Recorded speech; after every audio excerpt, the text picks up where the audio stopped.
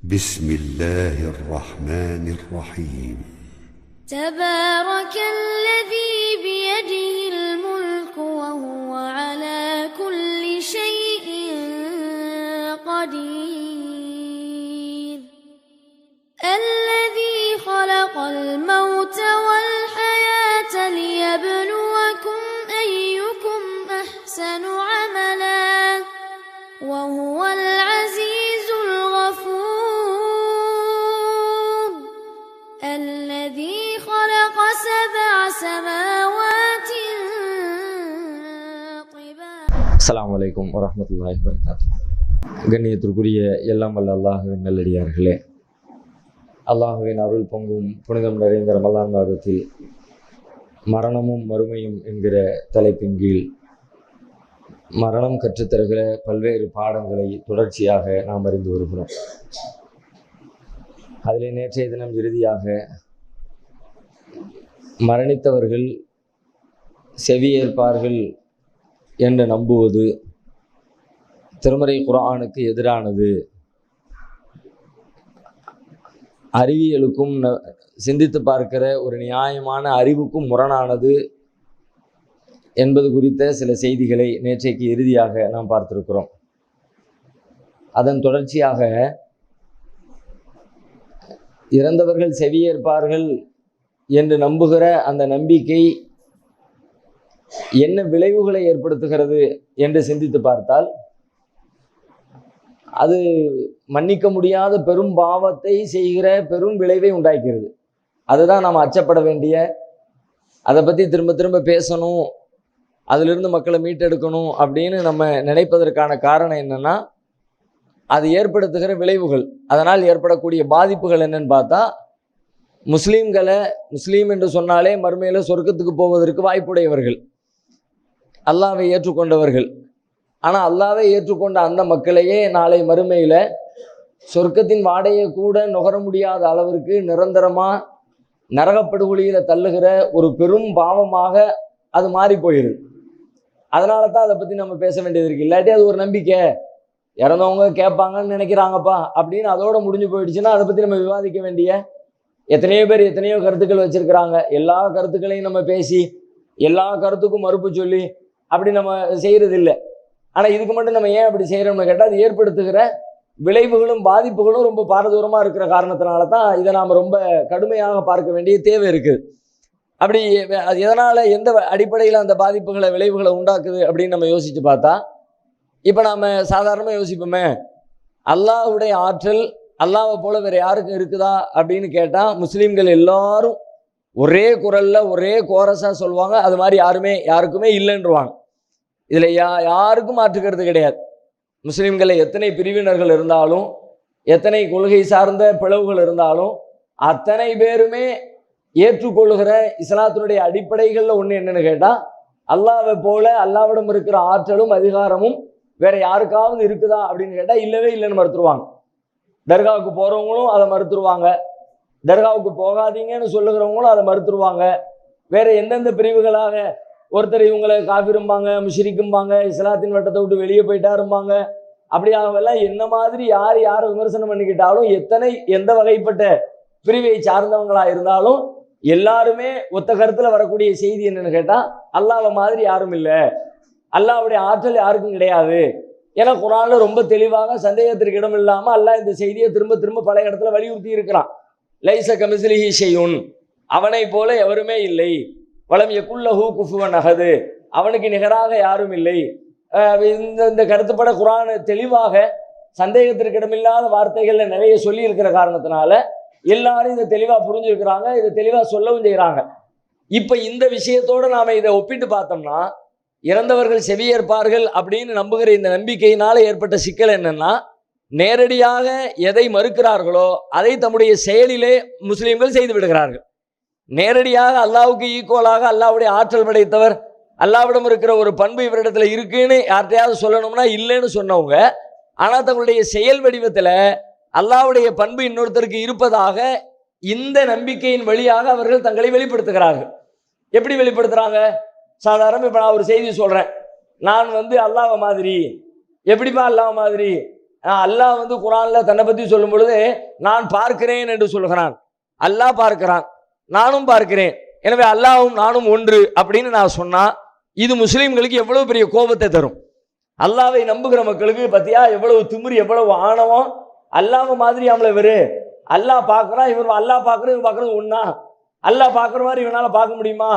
அல்லாஹ் வந்து எல்லைகளை கடந்து பார்ப்பான், அந்த மாதிரியான ஆற்றல்களுக்கு உண்டா? எவ்வளவு இருந்தாலும் அறிந்து கொள்ளக்கூடிய பார்வை அல்லாஹ்வுடைய பார்வை, அந்த மாதிரி இவனால பார்க்க முடியுமா? முழு உலகத்தையும் அல்லாஹ்வால பார்க்க முடியும், இவனால பார்க்க முடியுமா? திரைக்கு அப்பால் இருக்கிறத பார்க்க முடியும், இவனால பார்க்க முடியுமா? நாளைக்கு நடக்கிறது என்னங்கிறத பார்க்க முடியும், இவனால பார்க்க. இப்படி 1000 கேள்விகள் கேட்பாங்கல்ல. அல்லாஹ் பார்க்கறான், நானும் பார்க்கிறேன், அதனால அல்லாஹ்வும் நானும் ஒண்ணுன்னு சொன்னா எல்லாரும் அடுக்கடுக்காக ஒரு கேள்விகளை முன்வைப்பாங்க. அல்லாஹ் பார்க்கிறது வேறு, நீ பார்க்கிறது வேறு. அல்லாஹ் கொடுத்த அந்த ஆற்றலை கொண்டு நீ கொஞ்சத்தை பார்க்கிறாய், நீ பார்க்கிற பார்வைக்கு நிறைய எல்லைகள் இருக்கு, தடைகள் இருக்குது, அதையெல்லாம் தாண்டி அல்லாஹ் பார்க்கிறவன். அதனால பார்க்கிறான் என்று சொல்லிட்ட காரணத்தினால அல்லாஹ் நீனு ஒண்ணுன்னு எப்படிப்பா சொல்ல முடியும் என்று நியாயமாக எல்லோரும் கேள்வி எழுப்புகிறான். யாரும் இதை ஒத்துக்கிறதே கிடையாது. அல்லாஹ் பார்க்கிறான், எனவே நானும் பார்க்கிறேன், அல்லாஹ் பார்க்கிறான், நானும் பார்க்கிறேன், எனவே 2 பேரும் ஒன்று என்று சொல்வதை எப்படி உலகத்தில் ஒரு முஸ்லிமும் ஒத்துக்கொள்ள மாட்டார்களோ, அதே போல இந்த அல்லாஹ் கேட்கிறான் என்கிற செய்தியை இதுல இந்த விஷயத்துல இறந்தவர்கள் செவியேற்பார்கள் என்கிற விஷயத்தோடு ஒப்பிட்டு பாருங்க. இறந்தவர்கள் செவியேற்பார்கள் நீங்க சொல்லிட்டு போயிட்டா அதை பத்தி நம்ம ஒண்ணும் சொல்ல போறது இல்லை, அது பெரிய விவாதத்துக்குரிய விஷயம் இல்லை. ஆனா நீங்க என்ன பண்றீங்க, இறந்தவர்கள் செவியேற்பார்கள் சொன்னதுக்கு பிறகு அவங்கள்ட்ட போய் அவங்க தான் கேட்பாங்களே, அவங்களுக்கு தான் நம்ம சொல்றது புரியுமே, அதனால நான் போய் என்னுடைய புகாரை சொல்றேன், என்னுடைய கோரிக்கைகளை சொல்றேன், என்னுடைய தேவைகளை சொல்றேன் அப்படின்னு ஒவ்வொருத்தரும் இறந்துவிட்ட நல்லடியார்களாக கருதுகிறவர்களிடத்துல போய் நின்று கொண்டு, அவுலியாக்களே, மகான்களே, நாதாக்களே, நீங்க தான் எங்களுக்கு இந்த கஷ்டத்தை போக்கணும், எங்களுடைய இந்த பிரச்சனையை தீர்த்து வைக்கணும், அல்லாஹ்விடத்துல எங்களுக்காக நீங்கள் உதவி கேட்கணும், எங்களுக்காக நீங்க சிபாரிசு பண்ணணும் அப்படின்னு இறந்தவர்களிடத்துல போய் கேட்கிறாங்க. பரக்கத் நிகாப் மேட்ரிமோனி. இஸ்லாமிய பெருமக்களே, பிள்ளைகளுக்கு வரன் தேடுபவரா நீங்கள்? தமிழகம் முழுவதும் உள்ள வரன்களை வீட்டில் இருந்து கொண்டே எளிமையாக தேடி பெறலாம். புரோக்கர்கள் இல்லாமல் முதல் மனம், மறுமணம் என அனைத்திற்கும் வரன்கள் பார்க்கலாம். படிப்பு, வருமானம், வயது, மாவட்டம் என உங்கள் விருப்பத்திற்கேற்ப வரன்களை எளிமையாக தேடும் வசதிகள் உள்ளது. உடனே உங்கள் பிளே ஸ்டோரில் நமது அப்ளிகேஷனை பதிவிறக்கம் செய்து கொள்ளுங்கள். மேலும் விவரங்கள் மற்றும் சந்தேகங்களுக்கு 8667312781 என்ற எண்ணிற்கு அழைக்கவும். இப்ப இறந்தவர்களிடத்துல போய் கேட்கறதுல இருக்கிற சிக்கல் என்ன அப்படின்னு கேட்டா, அவங்க தான் செவிய இருக்கிறாங்கல்ல, அவங்களுக்கு தான் காது கேட்குதுல, அதனால நாங்க அவங்கள்ட்ட போய் கேட்கிறோம் அப்படின்றதோடு இது முடியல. ஆனா இந்த செயல் எப்படி இருக்கிறது அப்படின்னு யோசிச்சா, இப்போ ஒரு மனிதர் கேட்பதை போல நாம இந்த அவுலியாவிடத்துல அவர் கேட்கிறார் என்று நம்புகிறோமா, படைத்த இறைவன் கேட்பதை போல இந்த அவுலியா கேட்கிறார் என்று நம்புகிறோமா? அப்படி நம்ம யோசிச்சு பார்த்தா, ஒரு மனுஷன் கேட்கிற மாதிரி இவரும் கேட்கிறாருன்னு நீங்க நினைச்சா, ஒரு மனுஷனுக்கு காது எப்படி கேட்குமோ அது மாதிரி இந்த இறந்து விட்டு அவுலியாவுக்கும் காது கேட்கும் நீங்க நினைச்சா, இந்த அவுலியாக்கிட்ட போய் நீங்க பேசவே மாட்டீங்க. ஏன் பேச மாட்டீங்க? சாதாரணமா ஒரு மனிதனுடைய செவிப்புலன் செயல்படுவதற்கு சில எல்லைகள் இருக்கிறது. அந்த எல்லைகளை கடந்து அல்லாஹ் செவியேற்பான். நாம செவியேற்க வேண்டும், ஒரு விஷயத்தை கேட்கணும், நம்ம காதுக்கு விளங்கணும் அப்படின்னா அந்த விளங்குவதற்கு என்று நிறைய எல்லைகள் இருக்கிறது. உதாரணமா சப்தம், இந்த பூமியில எத்தனையோ வகையான சப்தங்கள் இருந்துகிட்டே இருக்கு. ஆனா எல்லா சப்தத்தையும் நம்மளால கேட்க முடியாது. அதை கேட்கறதுக்குன்னு ஒரு அளவு வச்சிருக்கிறாங்க. அறிவியல்ல இன்னைக்கு அதை கண்டுபிடிச்சே சொல்றாங்க. 20 ஹெட்ஸ்ல இருந்து 20,000 ஹெட்ஸ் வரைக்கும் உண்டான டெசிபல் என்கிற அளவுகோலால அளப்பாங்க.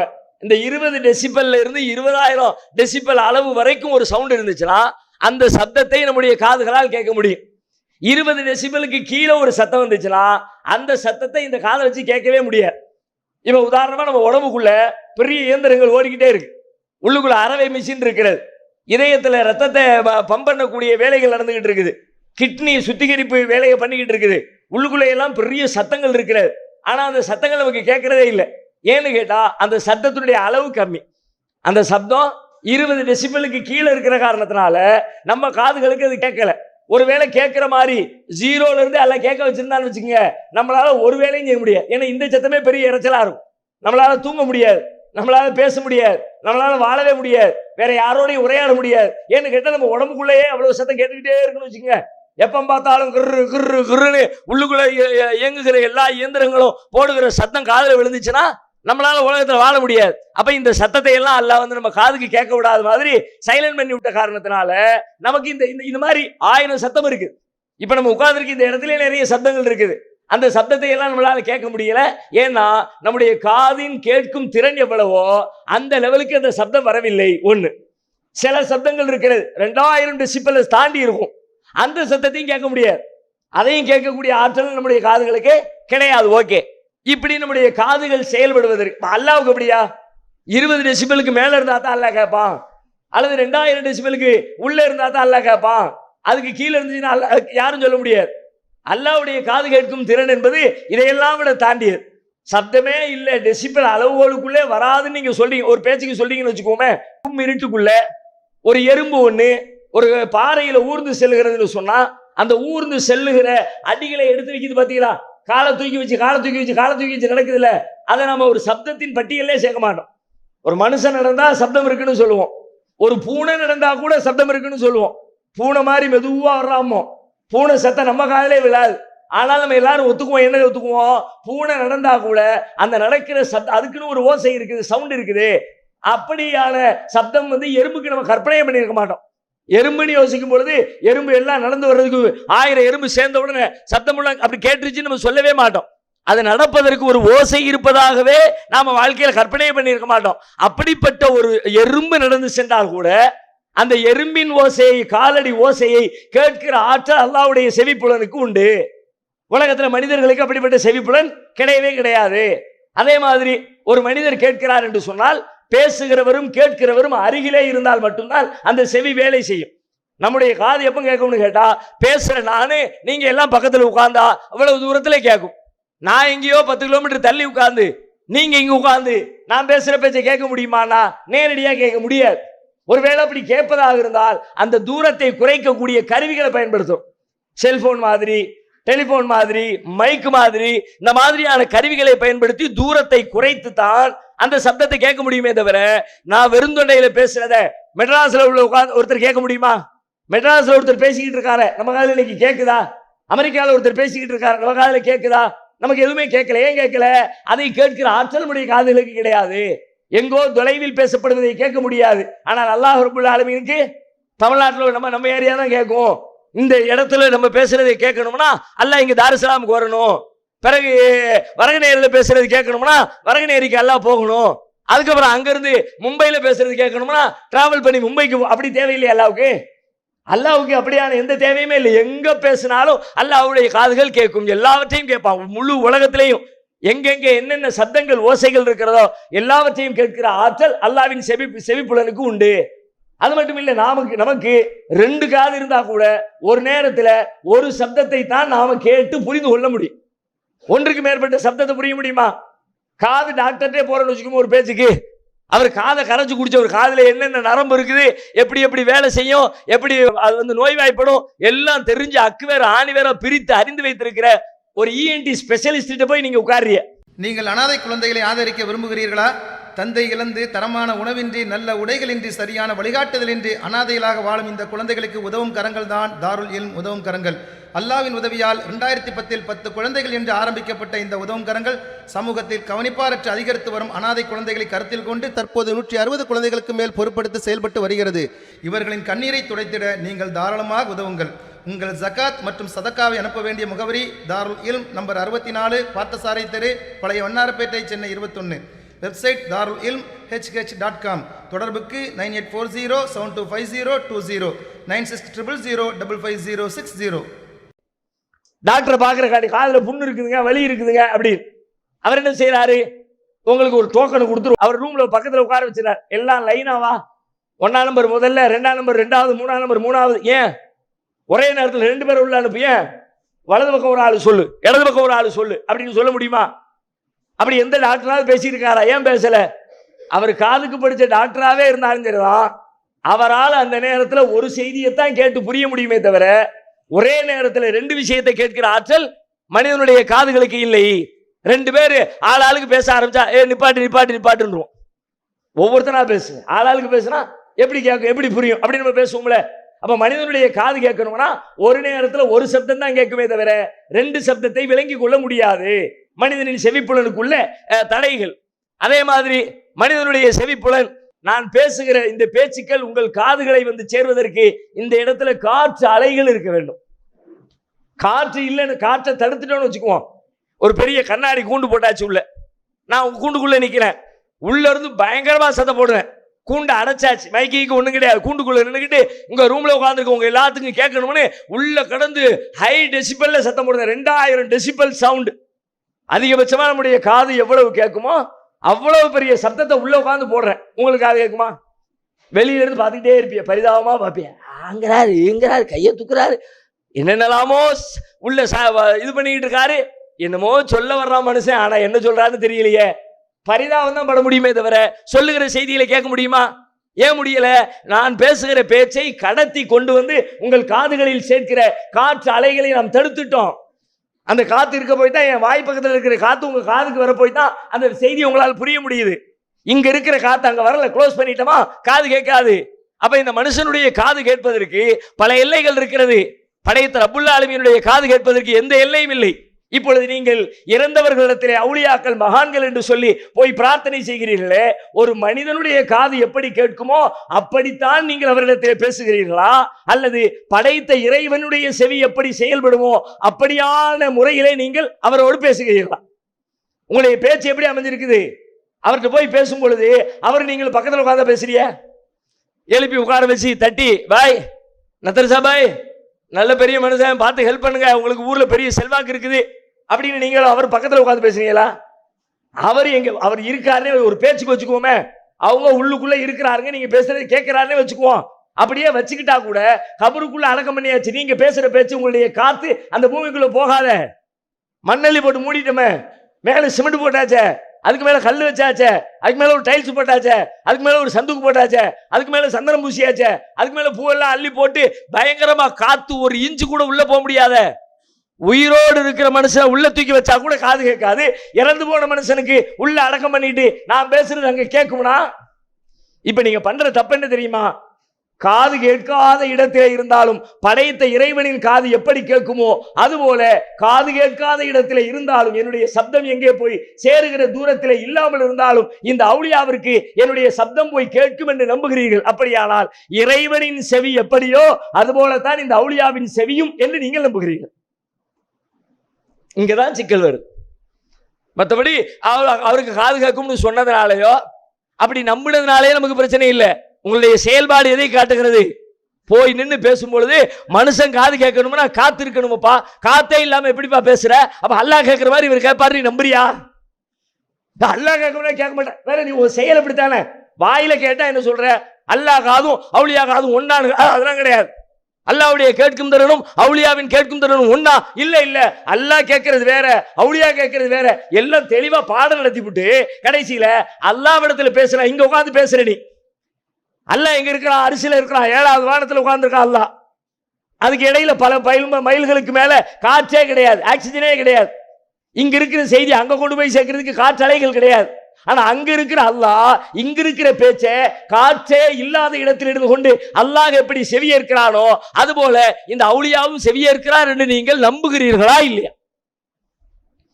இது கோபப்படுவதோ, இது தர்க்கம் செய்வதோ, உங்களை குறை சொல்வதோ, நாங்க தான் கரெக்ட் நீங்க எல்லாம் தப்பு அப்படின்னு உங்களை பிளைம் பண்றதுக்காக வேண்டி சொல்லப்படுகிற செய்தி அல்ல. நீங்களே சிந்தித்து பாருங்க. யார் தர்காக்களுக்கு செல்கிறீர்களோ, யார் அவுலியாக்களிடத்திலே கையேந்துகிறீர்களோ, அவர்களிடத்திலே கோரிக்கை வைக்கிறீர்களோ, நீங்கள் செய்கிற செயல் இறைவனுக்கு நிகராக இவரை ஆக்குகிறதா இல்லையா? அதான் நம்முடைய கேள்வி. ஆக்கவில்லை என்று சொன்னால் அதுக்கப்புறம் உங்க பாடு, அல்லாஹ்வுடைய பாடு. இது ஆக்குதா இல்லையா? அறிவை கொண்டு சிந்திச்சா அந்த நிலையை ஏற்படுத்துதா இல்லையா? அது மட்டும் இல்ல, ஒரு நேரத்துல வெள்ளிக்கிழமை ராவு பாத்தீங்கன்னா ஒரு தர்காவுக்குள்ள 100 பேர், 200 பேர், 300 பேர், 500 பேர், அதுவும் கந்தூரி வந்துருச்சு, கொடிக்கட்டு வந்துருச்சு, சந்தனக்கூடு வந்துருச்சு, 2000 பேர், 3000 பேர், 5000 பேர், ஒரே நேரத்துல 5000 பேர் போய் நிக்கிறீங்க. அதுல 2000 பேர் ஒவ்வொரு பள்ளியாசல்ல உட்கார்ந்துட்டு அல்லாஹ்ட்ட கையேந்துவோம். பாத்தீங்களா? 500 பேர் உட்கார்ந்துருப்போம். தொழுது முடிச்சுட்டு 500 பேர் கையேந்துவோம். 500 கோரிக்கைகள் வைப்போம். இந்த 500 அல்லாஹ்வுக்கு தெரியும். அல்லாஹ்வுக்கு தனித்தனி அல்லாஹ் டோக்கன் கொடுக்க மாட்டான். இஎன்டி ஸ்பெஷலிட்டி டாக்டர் டோக்கன் கொடுக்க மாதிரி லைனா கேளு அப்படியே அல்லாஹ் சொல்ல போறான். அல்லாஹ் எல்லாத்தையும் ஒரே இடத்துல கேட்க விட்டுருவான்ல, முழு உலகத்தையும் கேட்க விட்டுருவான்ல. அல்லாஹ் நம்ம பிள்ளையாசல மட்டுமா அல்லாஹ்ட்ட துவா செய்யறோம்?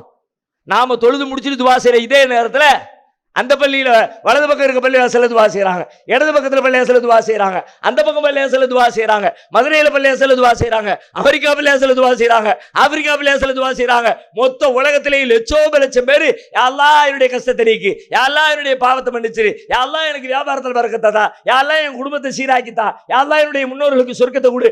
ஆயிரம் செய்திகளை ஒரே செகண்ட்ல அட்ட டயத்துல லட்சம் பேர் கோடி பேர் அல்லாஹ்விடத்துல கேட்கறான்.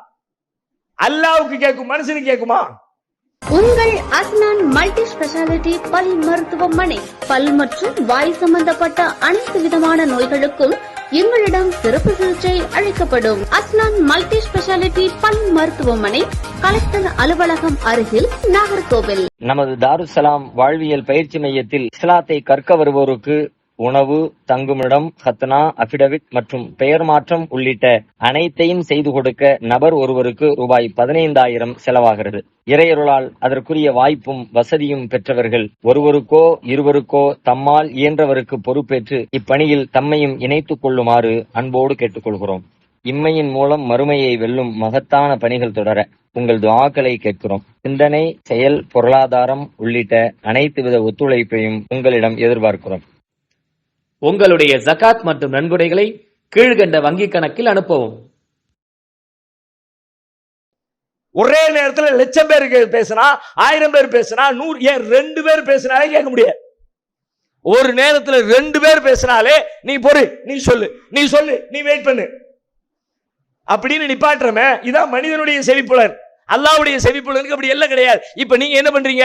ஒரே நேரத்துல 100 பேர், 200 பேர், 300 பேர் அவுலியாக்களே அப்படின்னு கபரை சுத்தி நின்றுகிட்டு கையேந்திரீங்களே.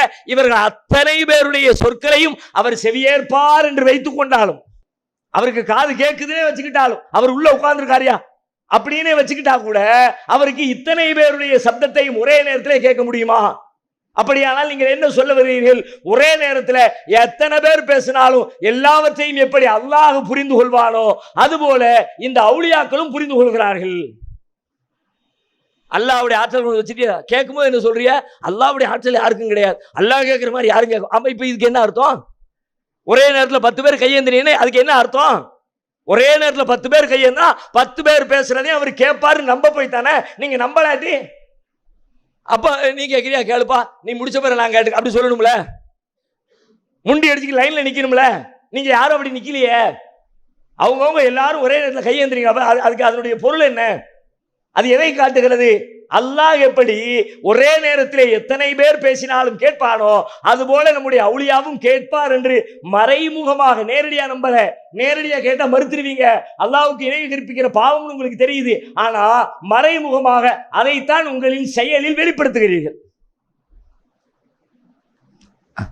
இதுக்கு தான் அல்லாஹ் சொன்னா, என்கிட்ட இருக்கிற ஒரு கேரக்டர், ஒரு பண்பு, ஒரு ஆற்றல், ஒரு அதிகாரம், ஒரு திறமை வேற யார்ட்டையாவது இருக்கு நம்புன நான் வேற எந்த பாவத்தையும் மன்னிப்பேன். ஆனா என்கிட்ட இருக்கிற மாதிரியான ஒரு பண்பு இன்னொருத்தட்ட இருக்குன்னு சொன்னீங்கன்னா ஒரு காலத்திலே உங்களை நான் மன்னிக்கவே மாட்டேன். நீ எவ்வளவு பெரிய அவுலியா இருந்தாலும் சரி. அவுலியாக்களே பெரிய அவுலியாக்கள் நபிமார்கள். இந்த நபிமார்களை குர்ஆன்ல அல்லாஹ் பட்டியல் போடுறான்.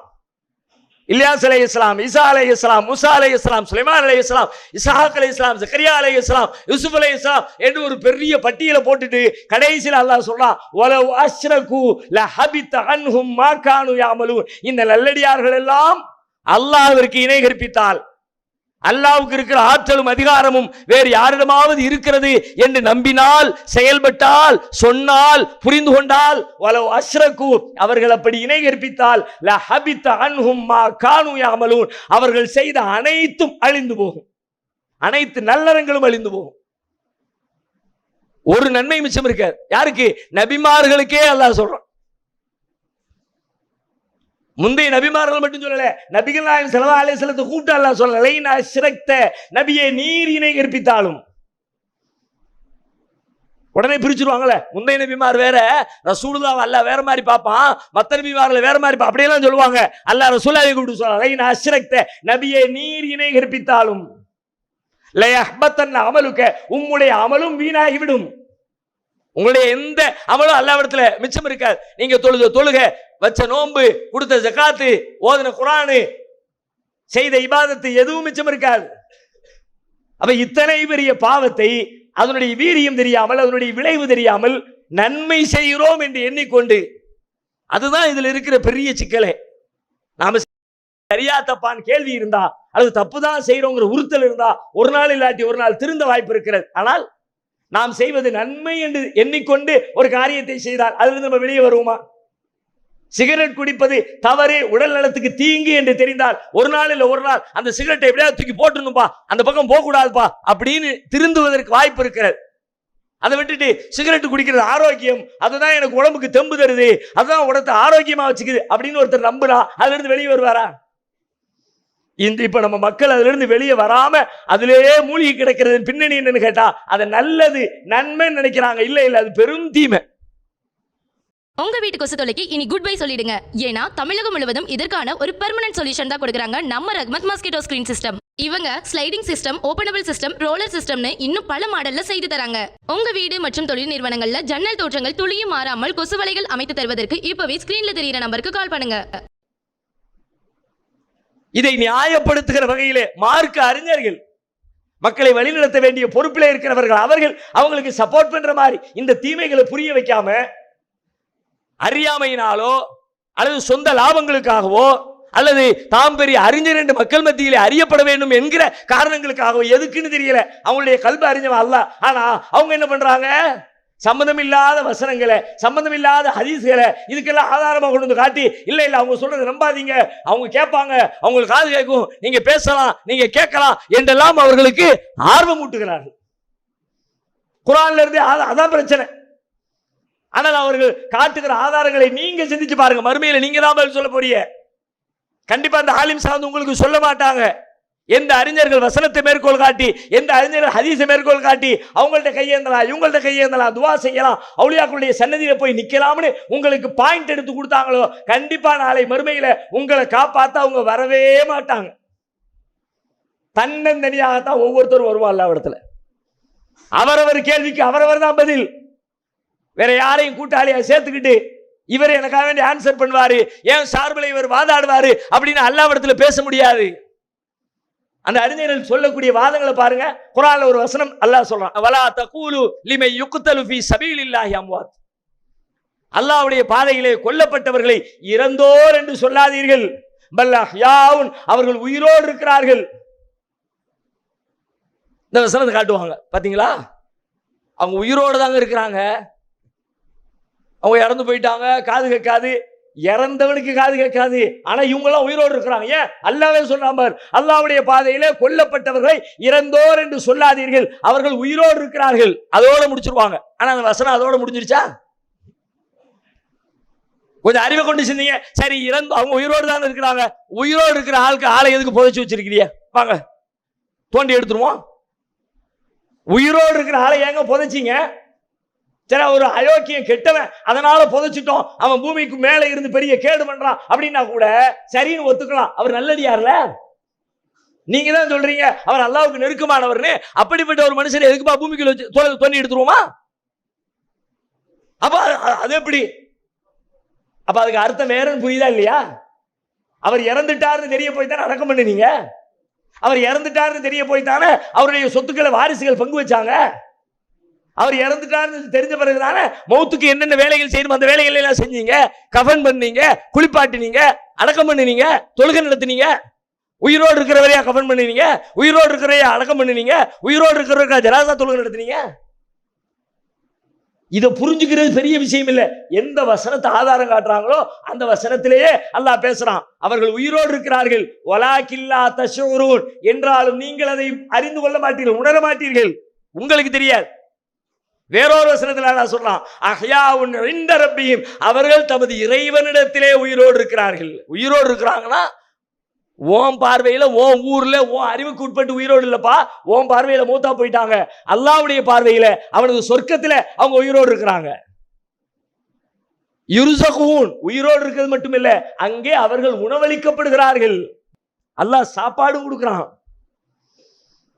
நபி ஸல்லல்லாஹு அலைஹி வஸல்லம் காலத்துல கொல்லப்பட்ட சுஹதாக்களுடைய உயிர் சொர்க்கத்துக்கு செல்கிறது. பச்சை நிற பறவையின் கூட்டிற்குள்ளே வைத்து சொர்க்கத்திற்குள்ளே அல்லாஹ் அவர்களை திரிய விடுகிறான். அல்லாஹ் அவர்களை அழைத்து கேட்கிறான், உங்களுக்கு வேற ஏதாவது வேணுமா? ஆசை ஏதாவது இருக்குதா? எங்களுக்கு சொர்க்கத்தை தந்துட்டா அல்லாஹ், இது நபிகளார் சொல்லுகிற செய்தி. சொர்க்கத்தை தந்துட்ட வேற என்ன வேணும்? இல்ல வேற ஏதாவது ஆசை இருக்குதா? 2ஆம் வட்டம் கேட்கிறான், மீண்டும் அதே பதில். 3ஆம் வட்டம் கேட்கிறான், அல்லாஹ் நம்ம ஏதாவது கேட்கலாட்டி விடமாட்டான் போல இருக்க என்று எண்ணி அவர்கள் அல்லாஹ்விடத்தில் சொல்வார்களாம், யா அல்லாஹ், மீண்டும் நாங்கள் பூமிக்கு செல்வதற்கு எங்களுக்கு ஒரு வாய்ப்பு கொடு. பூமிக்கு சென்று அல்லாஹ்வாய உன்னுடைய பாதையிலே போரிட்டு சண்டையிலே நாங்கள் கொல்லப்பட்டு மீண்டும் ஷஹீதுகளாக உன் பாதையிலே உயிர் துறந்து இந்த சொர்க்கத்திற்கு வருவதற்கு எங்களுக்கு வாய்ப்பு கொடு. இது மிகப்பெரிய பாக்கியம் என்பதை உலகத்திலே வாழுகிற எங்கள் சொந்தங்களுக்கு சொல்லுகிற ஒரு வாய்ப்பை கொடு. அப்ப அல்லாஹ் சொல்லுவானா, மௌத்தா போனவங்க திரும்ப ஊருக்கு போறதுக்கான வாய்ப்பெல்லாம் இல்லை. ஆனா நீங்க சொல்லணும்னு நினைக்கிறீங்களே உங்க சொந்த பந்தங்களுக்கு, உங்க ஊர் மக்களுக்கு, உலகத்துல அல்லாஹ்வுடைய பாதையில கொல்லப்பட்டவனுக்கு எவ்வளவு பெரிய அந்தஸ்து அப்படின்னு சொல்ல நினைக்கிறீங்களே, உங்க சார்பில் நான் சொல்லிடுறேன் அப்படின்னு அல்லாஹ் வசனம் இறக்கி வைக்கிறான். ஃபரிஹீன பிமா ஆதாஹுமுல்லாஹு மின் ஃபض்லி. அல்லாஹ்வின் பாதையிலே கொல்லப்பட்டவர்கள் அல்லாஹ் அவர்களுக்கு கொடுத்த அருளை எண்ணி மகிழ்ந்திருக்கிறார்கள். வயஸ்தபிஷிரூன பில்லதீன லம் யல்ஹகு பிஹிம் மின் கல்ஃபிஹிம் அல்லா ஹௌஃபுன் அலைஹிம் வலா ஹும் யஹ்ஸனூன். இன்னும் அல்லாஹ்வுடைய பாதையில இனிமேல் யாரெல்லாம் கொல்லப்பட்டு வர இருக்கிறார்களோ அவர்களுக்கு அல்லாஹ் கொடுக்க இருக்கிற பாக்கியத்தை எண்ணியும் மகிழ்ச்சி அடைகிறார்கள். அப்படியான ஒரு உலகத்துல வாழ்ந்துகிட்டு இருக்கிறாங்கன்னு குர்ஆன்ல வசனத்தை இறக்கி வச்சு நமக்கெல்லாம் அவங்க சொல்ல நினைச்ச செய்தியை அல்லாஹ் நமக்கெல்லாம் சொல்லிட்டான். ஆரோக்கியமான வாழ்க்கை முறைக்கு புதியதோர் ஆரம்பம். RS organic malt. எங்களிடம் மால்ட் வெரைட்டிகள், ஹெல்த் இன்ஸ்டன்ட் பிரேக்ஃபாஸ்ட், சூப் வெரைட்டிகள், ஹெல்த் சைட் டிஷ் வகைகள், summer special rose milk syrup, நன்னாரி சிரப், ஹேர் கேர் பொருட்கள், ஸ்கின் கேர் பொருட்கள் மற்றும் ஆம்லா குல்கன் ஆகியவை கிடைக்கும். உயர்தரமான சுகாதாரமான முறையில் அன்புடன் கலந்து தயாரிப்பதே எங்களின் தனி சிறப்பு. மேலும் தொடர்புக்கு RS ஆர்கானிக் மால்ட், இலக்கம் 14 கீழ் 77, east Kalmandapam road, Royapuram, Chennai. Cell number 8610034194. அப்ப இறந்தோர் என்று சொல்லி கையேந்தலாம்னா, அவங்க இறக்கல, உயிரோடு இருக்கிறாங்க, கையேந்தலாம், அவங்கள்ட்ட போய் கேட்கலாம்னா அது எப்படி? ஓம் பார்வையில இறந்துட்டாங்க, அல்லாஹ்வுடைய பார்வையில அல்லாஹ்விடத்துல தான் உயிரோடு இருக்கிறாங்க.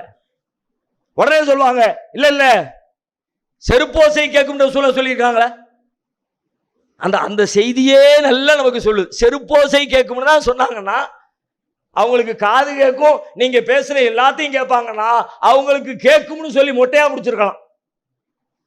செருப்போசை கேட்கும்னா என்ன அர்த்தம்? அது மட்டும்தான் கேட்கு, வேற ஒன்றும் கேட்கல. அதுவும் எப்ப கேட்கு தெரியுமா? நீங்க ஒருத்தரை அடக்கம் பண்ணிட்டு அங்கிருந்து இப்படி திரும்ப ரிட்டர்ன் வர்றீங்க, திரும்ப வருகிற நேரத்தில் அந்த காலடி ஓசைகளை அவர்கள் கேட்கிறார்கள். ஏன்? அவனுக்கு பயத்தை, நம்ம தனிமைப்பட்டுட்டோம், எல்லாரும் நம்மளை விட்டுட்டு போயிட்டாங்க என்று அவன் எண்ணுவதற்காக அல்லாஹ் அந்த காலடி ஓசையை கேட்க வைக்கிறான். வேற எதையும் கபரில் அடக்கம் பண்ணிக்கிட்டு இருக்கும்போது அடக்கம் பண்ற சப்தம் கேட்காது, நாம பேசிக்கிட்டு இருக்க பேச்சு கேட்காது, நாம திரும்பி போகும்போது நம்ம காலடி சப்தம் மட்டும்தான் கேட்கும். அந்த காலடி சப்தம் கேட்டு முடிகிற நேரத்தில் வானத்திலிருந்து முன்கர் நக்கீரன்க வானவர்கள் வருவார்கள். கேள்விகளுக்கு துவங்கும். கேள்விகளை நல்ல பதிலளித்தவர்களுக்கு நிம்மதியான தூக்கம் ஆரம்பமாகும். யார் பதிலளிக்க முடியவில்லையோ அவர்களுக்கு தண்டனை ஆரம்பமாகும். நபிகளார் சொல்லுகிறார்கள். இதை வச்சுக்கிட்டு செருப்போசை கேட்கும்ட்டாங்க, அதனால நீ என்ன வேணாலும் கேளு. செருப்போசை கேட்கும்னா செருப்போசை கேட்கும் தானே புரியணும். சரி, அவருக்கு செருப்பு ஓசை கேட்குது என்பதுக்காக அவர்கிட்ட போய் கையேந்துறது எப்படி நியாயம்? அவர்கிட்ட போய் நீங்க கோரிக்கை வைக்கிறது எப்படி நியாயம்? இப்படி ஒவ்வொன்றாக அவர்கள் எடுத்து வைக்கிற வாதங்களை யாரெல்லாம் நம்புகிறீர்களோ அதை கொஞ்சம் கவனத்தோடு சிந்தனையோடு யோசிச்சு பாருங்க. ஏன்னா மறுமையில் அவங்க பதில் சொல்ல மாட்டாங்க, நீங்க தான் பதில் சொல்ல போறீங்க. நரகத்தில் போய் கிடக்கிறவங்க சொல்லுவாங்களாம், அல்லாஹ் ரப்பல் ஆலமீன் சொல்லி காட்டுகிறான், யௌம துகல்லபு வஜூஹுஹும் ஃபின்னார், நரக நெருப்பிலே போட்டு சில முகங்களை புரட்டப்படுகிற அந்த நாளில் யகூலூன், அவர்கள் சொல்லுவார்கள், யா லைத்தனா அத்தஅனா அல்லாஹ் வ அத்தஅனா ரசூலா, நாங்கள் அல்லாஹ்விற்கு கட்டுப்பட்டிருக்க வேண்டுமே, அல்லாஹ்வுடைய தூதருக்கு கட்டுப்பட்டிருக்க வேண்டுமே. இன்னா அத்தஅனா சாதத்தனா வ குபரானா ஃபஅல்லூன சபீலா, எங்களின் பெரியோர்களுக்கு, எங்களின் நல்லோர்களுக்கு நாங்கள் கட்டுப்பட்டோம், எங்களை அவர்கள் வழிகெடுத்து விட்டார்களே. ரப்பனா ஆத்திஹிம் லஃபைனி மினல் அஸாப், நரகத்தில் இருந்து கேட்பாங்க, யா அல்லாஹ், எனக்கு யாரெல்லாம் இப்படி பாடம் நடத்துறாங்களோ, யாரெல்லாம் எனக்கு இப்படி சொல்லி தந்தாங்களோ அவங்களுக்கு நீ 2 மடங்கு வேதனையை கூடல. தானும் கேட்டு எங்களையும் சேர்த்து வேலை கெடுத்திருக்கிறாங்க, விடாத. அவனுக்கு 2 மடங்கு வேதனை கொடுத்ததுனால உங்களுக்கு வேதனை இல்லாம போயிருமா? நீங்க தப்பிச்சிருவீங்களா? அப்ப அவங்க சொல்லுகிற விஷயத்தை கேட்டேன், அது அல்லாஹ்விடத்தில் ஈடுபடாது. யாரை கேட்க சொல்ல, உனக்கு புத்தி கொடுத்தா அல்லாஹ் கேட்பான். லவ் குன்னா நஸ்மஉ அவ் நஅகிலு மா குன்னா ஃபி அஸ்ஹாபிஸ் ஸஈர். அவர்கள் சொன்னதை செவியுற்று நாங்கள் சிந்தித்திருந்தால் பாழாய் போட இந்த நரகத்திலே வந்து விழுந்திருக்க மாட்டோமே என்று நரகத்திலே புலம்புவார்கள். எப்பொழுது அவர்கள் சொன்னதை கேட்டு நாங்கள் சிந்தித்திருந்தால். சொன்னதை கேட்டவன் பாடு முடிஞ்சிச்சு. கேட்டவன்லாம் போய் புலமா, அவன் பேச்சை கேட்டனே, இவங்க பேச்சை கேட்டனே, அலிம்சா பேச்சை கேட்டனே, அஜர்த்து பேச்சை கேட்டனே, எங்க தலைவர் பேச்சை கேட்டனே, இப்படி ஆயிட்ட. அப்படி புலம்ப கூடாது அப்படின்னா அதுக்கு அல்லாஹ் வழி சொல்றான். என்ன வழி சொல்றான்? அவங்க பேச்சை கேளு, தப்பில்லை, கேட்டுட்டு நீ சிந்திச்சுப்ப. சொல்றது சரியா தப்பா, உனக்கு சரியா நீ ஃபாலோ பண்ணு. உன் அறிவுக்கு உட்பட்டு, உன் இக்லாஸுக்கு உட்பட்டு, உன் இறையச்சத்துக்கு உட்பட்டு நாம கரெக்டான பாதையில தான் போறோம்னு உனக்கு தெளிவு இருந்தா நீ ஃபாலோ பண்ணு. அடுத்தவர் சொன்னாருன்னு நீ கேட்காத. தப்பு தவறுமான வாதத்தை சொல்லி உன்னை ரூட்டை வெளியெடுத்துருவாங்க. நபி ஸல்லல்லாஹு அலைஹி வஸல்லம் பத்ர் போர்ல கொல்லப்பட்டவர்களிடத்துல பேசினதாக ஒரு செய்தி, அதை காட்டுவாங்க ஆதாரம். பத்ர் காலத்தில் கொல்லப்பட்ட காஃபிர்களை எல்லாம் ஒரு பாலும் கிணத்துல தூக்கி போட்டுருவாங்க. அவங்கள அடக்கம் பண்ணல, கிணத்துல தூக்கி போட்டு அப்படியே அடக்கம் பண்ணிடுவாங்க. கிணத்து பக்கத்துல போய் நின்றுக்கிட்டு நபி ஸல்லல்லாஹு அலைஹி வஸல்லம் பேசுவாங்க, யா ஃபுலான் இப்னு ஃபுலான். ஒவ்வொருத்தரையும் அங்க யாரெல்லாம் கொல்லப்பட்டு உள்ள தூக்கி போடப்பட்டிருக்கிறாங்களோ அவங்களுடைய பரம்பரை, அவங்களுடைய அப்பம்பாட்டம் பேரையெல்லாம் சொல்லி, அவங்க பேரை சொல்லி நபி ஸல்லல்லாஹு அலைஹி வஸல்லம் கூப்பிட்டு சொல்லுவாங்களாம், அயசுருக்கும் அன்னக்கும் அத்தஅதுமுல்லாஹ வ ரசூலா. அல்லாஹ்வுக்கும் அவன் தூதருக்கும் நீங்கள் கட்டுப்பட்டிருந்தால் அது உங்களுக்கு மகிழ்ச்சியாக இருந்திருக்காதா? இப்ப கொல்லப்பட்டுட்டீங்க, உங்கள்ட்ட மலக்குகள் வந்திருப்பாங்க, உண்மை என்னன்னு தெரிஞ்சிருக்கும், சத்தியம் எதுன்னு புரிஞ்சிருக்கும். நீ முதல்ல அல்லாஹ் ரசூலுக்கு கட்டுப்பட்டு இருக்க கூடாதா? எங்கள் இறைவன் எங்களுக்கு வாக்களித்ததை நாங்கள் உண்மை என்று பெற்றுக்கொண்டோம். உங்கள் இறைவன் உங்களுக்கு வாக்களித்ததை நீங்கள் பெற்றுக்கொண்டீர்களா? தெரிஞ்சிருச்சா? இப்ப உண்மை எதுன்னு புரிஞ்சிருச்சா? எங்க பேசுறாங்க? தூக்கி போட்டு அந்த சடலத்துக்கு முன்னாடி இருந்து பேசிக்கிட்டு இருக்கிறாங்க. காஃபிர்களை பார்த்து பேசுறாங்க.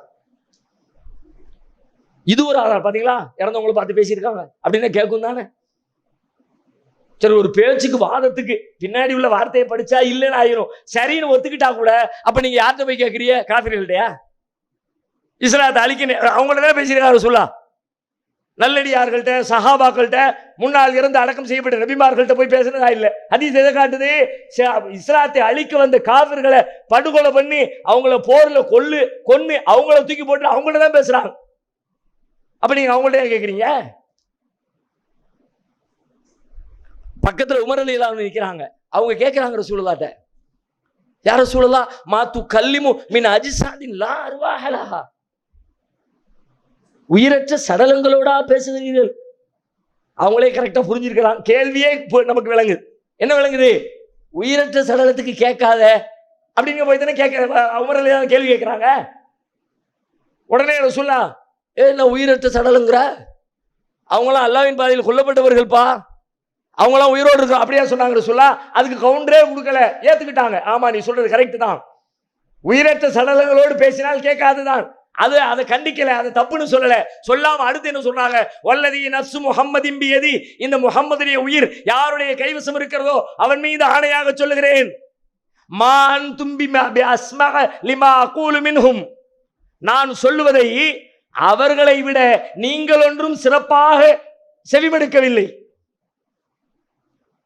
அவங்களுக்கு கேட்குமான்னு கேட்கிறீங்கள, அவங்களுக்கு கேட்கிற அளவுக்கு நீ கூட கேட்கலப்பா, அவனுக்கு தான் நல்லா கேட்குதுங்கிறாங்க.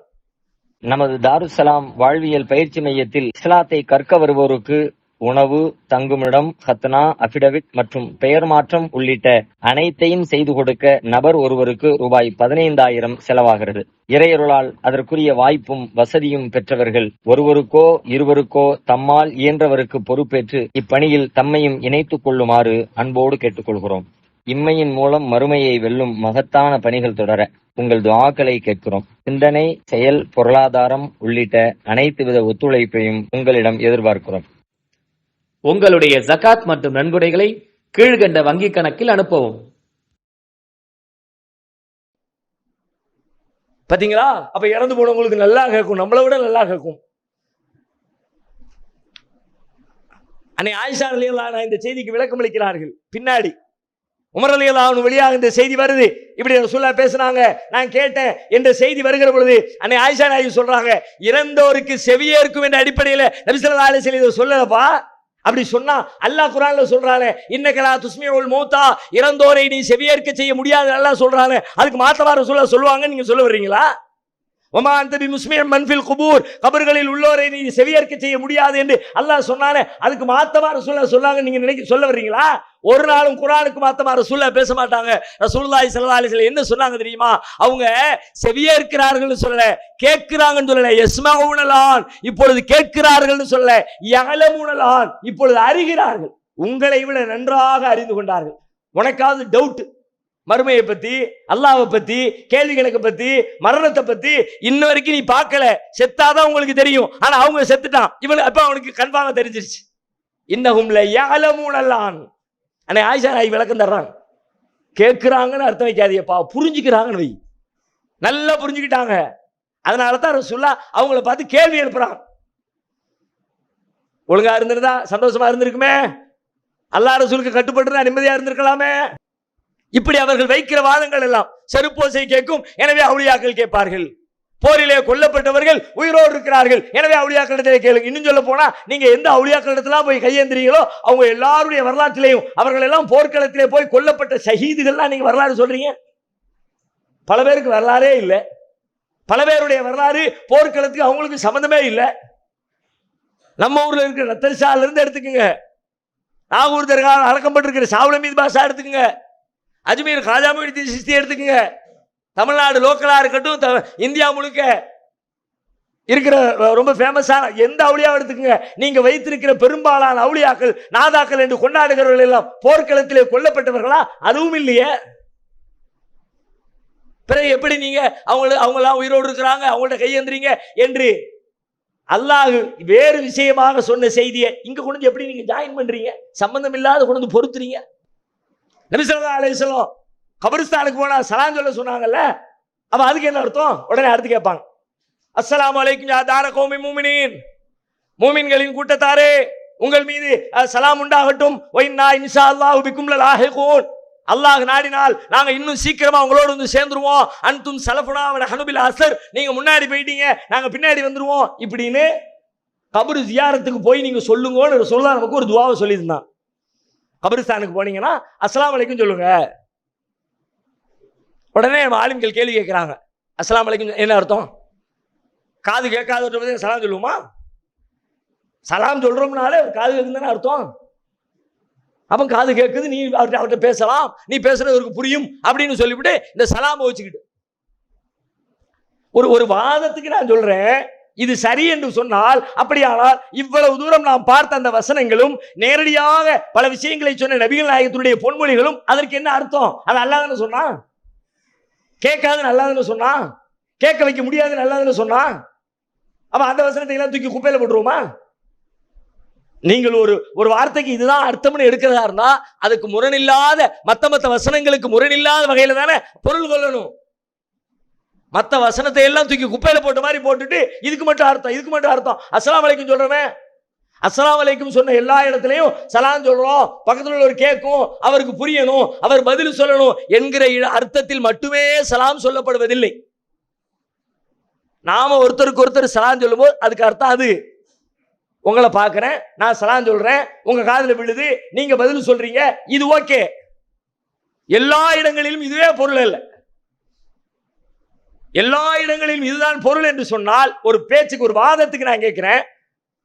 இப்போ நாம ரசூல் ஸல்லல்லாஹு அலைஹி வஸல்லம் மேல சலாம் சொல்றோம், நபி ஸல்லல்லாஹு அலைஹி வஸல்லத்துக்கு நம்ம சொல்ற சலாம் கேட்குமா காதுல? இப்ப அந்த ஆலிம்சாக்கள் ஆமா கேட்குன்றுவாங்க, அவுலியாக்களுக்கே கேட்கு, ரசூலுல்லாஹ் கேட்காதா? கேட்குன்றுவாங்க. நான் இப்போ உள்ள சலாமு சொல்லலை, நம்ம சொல்ற சலாத்தை விட்டுருவோம். ரசூலுல்லாஹ் வாழுகிற காலத்துல நபி ஸல்லல்லாஹு அலைஹி வஸல்லத்துக்கு சஹாபாக்கள் சொன்ன ஒரு சலாம் இருக்கு. என்ன சலாம்?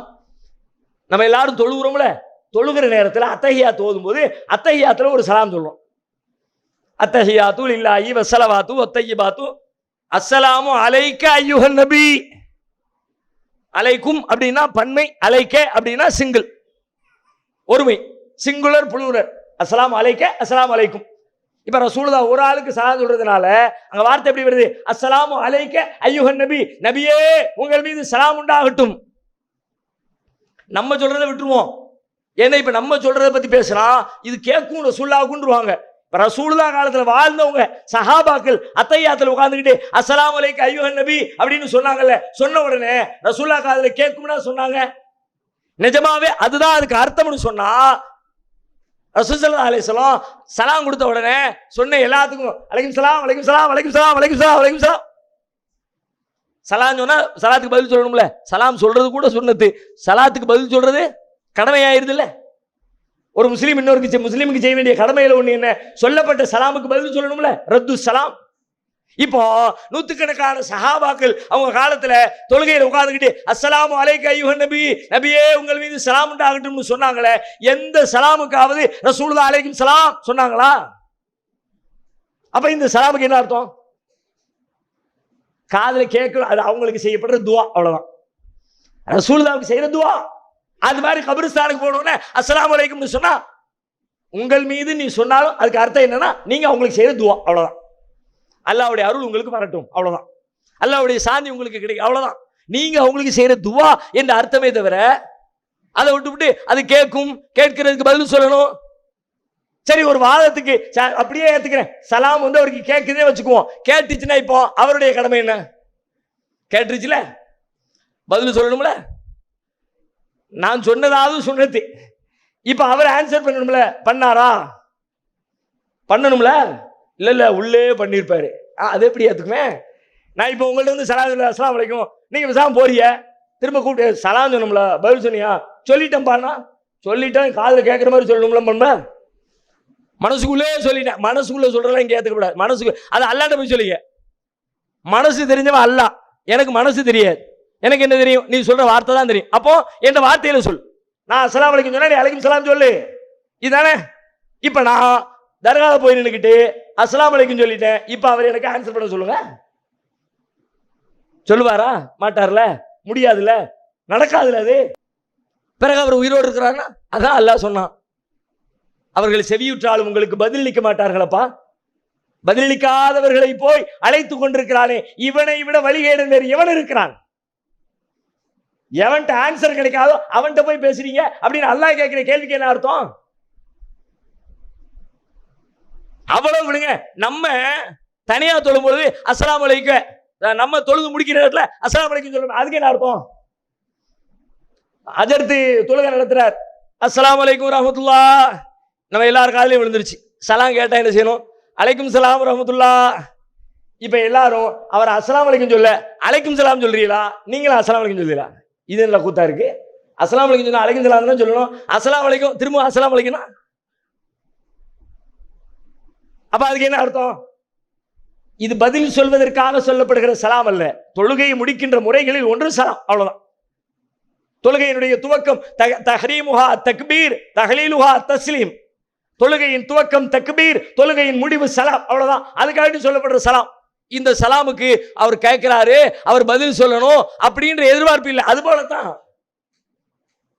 இப்படி அவர்கள் காட்டுகிற இறந்தவரிடத்திலே கையேந்தலாம், பிரார்த்திக்கலாம், செவியேற்கிறார்கள் என்று சொல்வதற்காக எடுத்து வைக்கிற வாதங்களும் சான்றுகளும் எதுவுமே அறிவார்ந்ததோ குர்ஆனோடு ஒப்பிட்டு பார்க்கிற பொழுது ஏற்க தகுந்ததாகவோ இல்லாமல் சப்புக்கட்டு கட்டுகிற, ஏதோ ஒரு வகையிலே அதை நியாயப்படுத்தி அதன்பால் மக்களை கொண்டு வந்து சேர்த்து விட வேண்டும் என்பதை தவிர அதிலே எந்த உண்மையும் இல்லை. லா புர்ஹான லஹு, அவர்களிடத்திலே எந்த ஆதாரமும் இல்லை.